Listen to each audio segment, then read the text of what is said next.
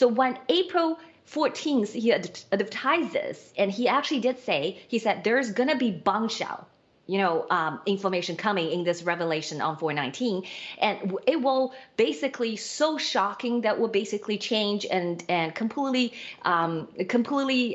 destroy a lot of the people's commonly honed norms or information in the mind. So that was a very anticipated event for many whistleblowers or many followers of the Mile Squad at that time. So lots of pressure. So you would imagine, right, Roy? So when you advertised something about to come, right? You're gonna provide the facts. You're gonna provide those shocking revelations about the CCP high officials. You would imagine the CCP high officials would do everything to stop that, right? So do you?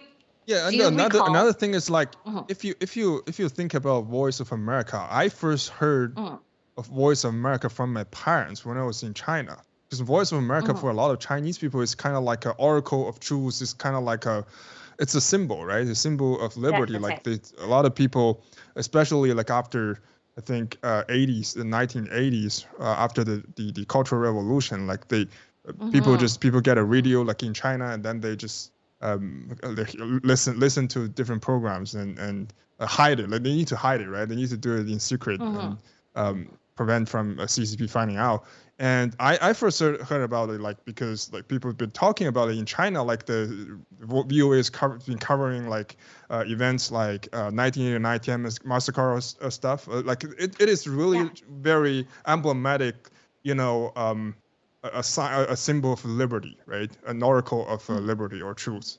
And you see, oh, there's a whistleblower from China, and this guy was rich, this guy was successful, this guy just was brave, and VOA was willing to give an interview live, and this itself is very sensational, correct? And also the people, this is a hindsight, but the people Miles exposed was so at that time like his image was so good. Wang Qishan was kind of like the most uncorrupted.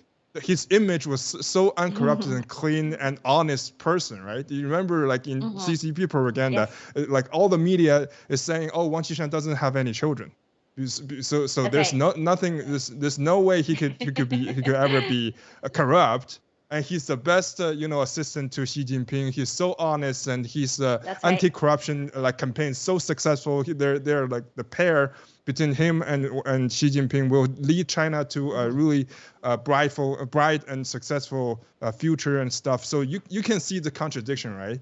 And immediately after that, they just cut it off, and then Wang Qishan, he said Wang Qishan like owns HNA, and he has like a $1 trillion wealth. He has like Yao Qing and all these princeling children, like the biological children, like whatever. It's so sensational. It's such a huge bombshell for the Chinese community.